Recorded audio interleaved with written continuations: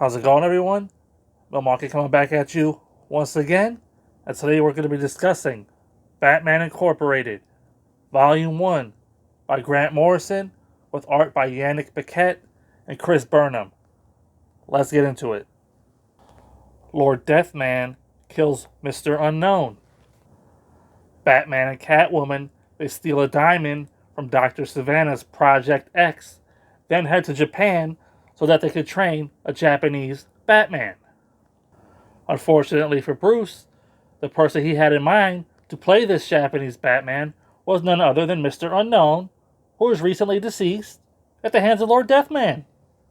Upon entering Mr. Unknown's secret hideout, they run up against a couple of Lord Deathman's henchmen, where they point him in the direction of Mr. Unknown's protege, Jiro.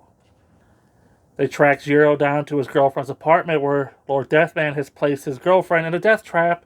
So Batman, Catwoman, and Jiro, they take on Lord Deathman's henchmen, and they ultimately end up saving his girlfriend. And she breaks up with him promptly, and Jiro ends up joining Batman Incorporated as a new Japanese Batman. Then Batman travels down to Argentina, where he tries to help El Gacho save a bunch of kids. But he and Gaucho end up trapped in the death trap set up by the returning El Sombrero and Scorpiana. Batman and El Gaucho, they're pitted to fight each other to the death, but they end up putting on like a show, stall fighting, to give Batman time to break into El Sombrero's network so it can shut down like all the activated, traps in the death house. And Batwoman takes on Batwoman? Batman, Batwoman, El Gacho, and a character named The Hood, they go to the island of Dr. Daedalus, and they take out Scorpiana there, only to find out that the organization known as Leviathan has helped Dr. Daedalus escape this prison island, and we get the debut of Batwing. Bruce Wayne unveils his army of Batman robots to the world. Batman tells the rest of the Bat family all about the future he saw when he was away and why he's creating Batman Incorporated and doing the things that he's currently doing. Leviathan continues to make moves. Batman, Man of Bats, and Little Raven team up to take out the Reds street gang that is being funded by Leviathan that is destroying Man of Bats' Indian reservation.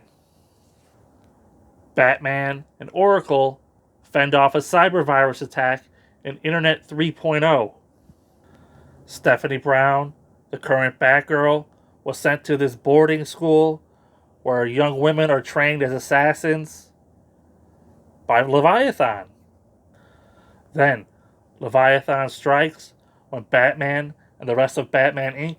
they're lured to a tanker ship in the middle of the ocean that turns out to be a deadly death trap set by Dr. Daedalus himself.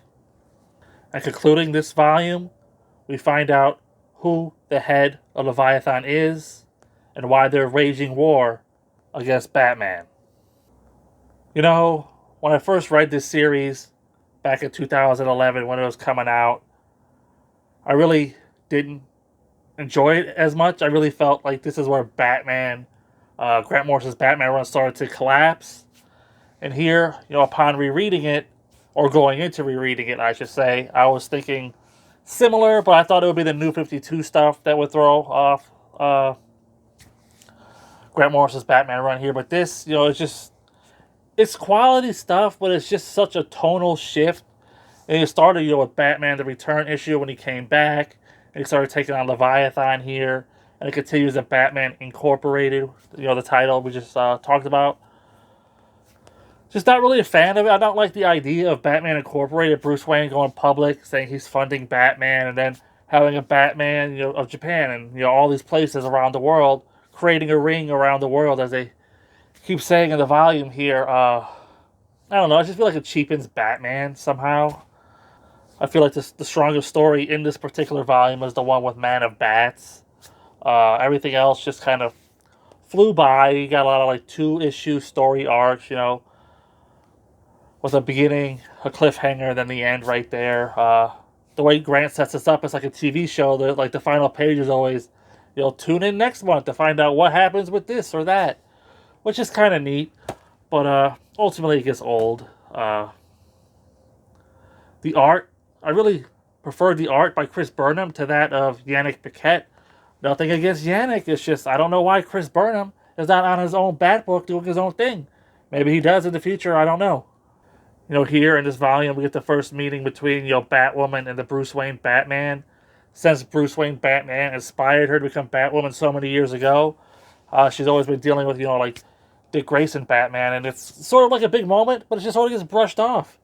I don't know what's up with that. And the whole Dr. Dallas thing being, like one of the Hitler's generals is just being kept alive all these years. I don't know. I guess to make sure you really know that it's evil, you gotta tie it back to Hitler and the Nazis. Am I right? And I remember reading a lot of stories about like these new Batman, like Night Runner. There was like a whole thing with him in France, but it didn't happen in this book. I guess there was like a backup feature and maybe one of the Batman titles, once upon a time. But I was expecting to read it here, and it just didn't happen. A lot of the new Batman, other than the Batman of Japan or like Little Raven or whatever, they were just sort of dropped in here. Like, oh, here's Batwing. Oh, here's Night Runner. Here's Cassandra Cain, Batwoman or Batwing or whatever she's calling herself, Black Bat, I think.